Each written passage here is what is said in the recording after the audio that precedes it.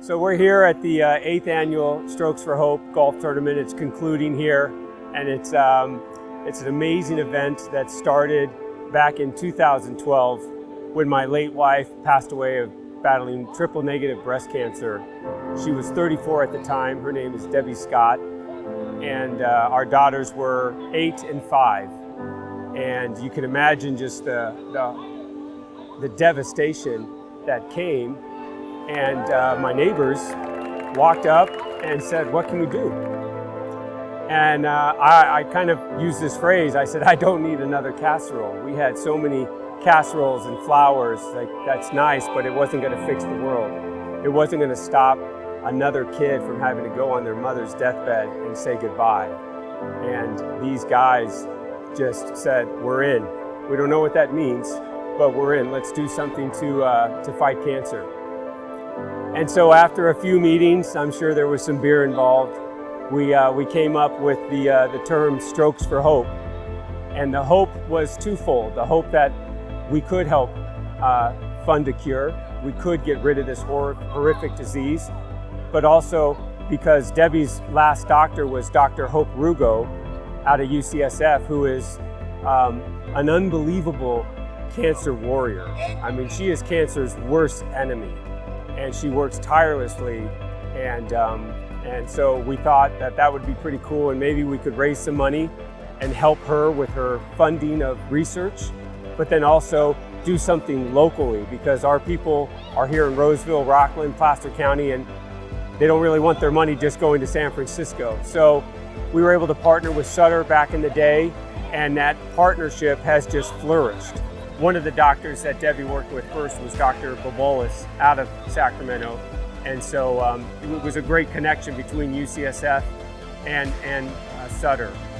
So in 2012, we really didn't know what we were doing. We thought, let's just have a golf tournament. And we sold out, had 144 people at a single location spot. And we outgrew that quickly the second year. And so we moved over here to Lincoln Hills, where they have 2 courses. And we just about sell it out every year. So today we had a little over 220 golfers. And what we ended up doing, because how do you pick a winner, right? We've got a course A and a course B. You can't say the low score wins. So we take the 2 low scores of each course and bring them back over where I'm sitting, this chipping area. And we make them chip a ball back over the water to the backside of the 18th hole. And we measure 2 of the closest balls. So you can't just have a pro ringer on your team. It's a team effort, which is much like Strokes for Hope. I couldn't do this myself. And so today we were able to dub yet another champion, and we give them pink jackets, a little spin on the Masters, which is pretty cool.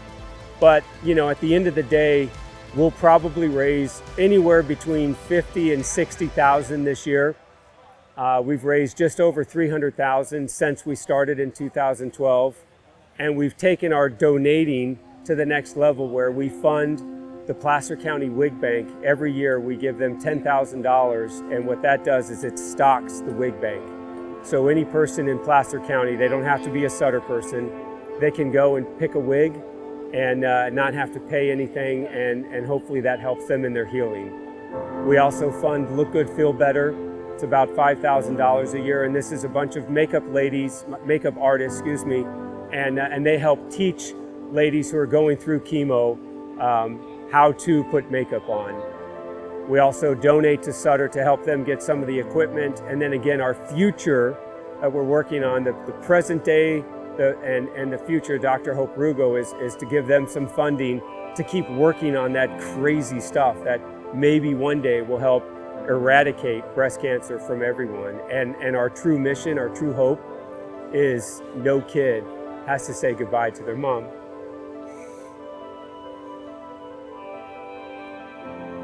It's very humbling to do this every year. It's my therapy.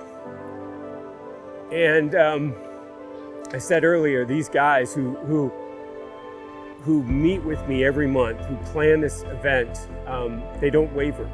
They are my brothers from another mother. They're on the Christmas card list for perpetuity. They can't get off even if they wanted to. And they all have jobs. They all have families. They all have spouses.